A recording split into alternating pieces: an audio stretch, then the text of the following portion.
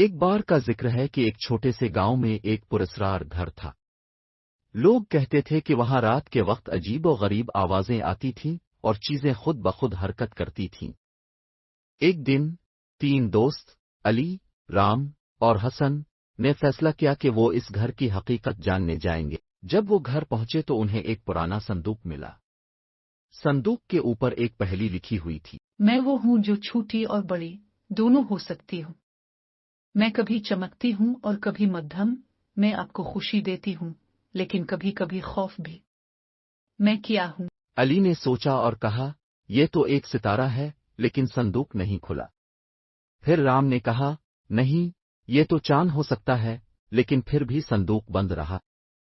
آخر میں حسن نے کہا، میں جانتا ہوں، یہ روشنی ہے۔ جیسے ہی اس نے یہ کہا، صندوق کھول گیا اور اندر ایک پرانا نقشہ ملا۔ نقشے پر ایک اور پہلی تھی، اور وہ یہ تھی۔ میں ایک جگہ ہوں جہاں سب کچھ ملتا ہے، میں کبھی خالی نہیں ہوتی، لیکن کبھی کبھی آپ کو تلاش کرنا پڑتا ہے۔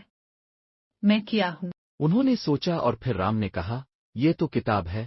جیسے ہی اس نے یہ کہا، ایک دروازہ کھول گیا جو انہیں ایک خفیہ کمرے میں لے گیا۔ وہاں انہوں نے ایک روح کو دیکھا جو انہیں بتاتی ہے کہ وہ اس گھر کی حفاظت کر رہی ہے اور انہیں مدد کی ضرورت ہے۔ آخری پہلی یہ تھی۔ میں ایک چیز ہوں جو آپ کو راستہ دکھاتی ہوں، میں کبھی غلط نہیں ہوتی، لیکن آپ کو مجھے سننا پڑتا ہے۔ میں کیا ہوں؟ علی نے فوراً کہا، یہ تو دل کی آواز ہے، اور جیسے ہی انہوں نے یہ کہا، روح نے مسکرا کر کہا، تم نے صحیح جواب دیا۔ تم سب نے میری مدد کی ہے، اب میں آزاد ہوں۔ اور اس کے ساتھ ہی گھر کی عجیب و غریب چیزیں ختم ہو گئیں اور وہ سب خوشی خوشی گاؤں واپس لوٹ گئے۔ اس طرح علی، رام اور حسن نے نہ صرف پہیلیاں حل کی بلکہ ایک پراسرار گھر کی کہانی بھی ختم کر دی۔